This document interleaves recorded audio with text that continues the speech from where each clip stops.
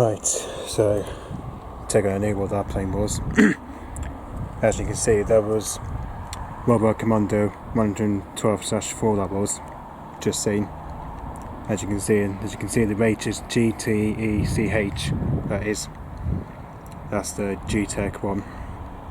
As this is the plane that we usually see around here. Anyway, this is the plane that we usually see every other time. So yeah, so as you can see, so that was the Rockwell Commando 140. That was, as you can see, operated by G-Tech. So yeah, that's the rage. So as you can see here, look, it just took off at its base to Cornwall Airport, Newquay at 2:47 PM.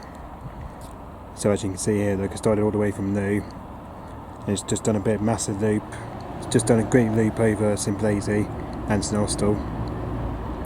So yeah, as you can see from here, it was about 27,000 feet. He was. Now if I go to fly radar, it should be on there. There he is. So fly radar 24's got that. As you can see, that was G-Tech we've just seen apparently.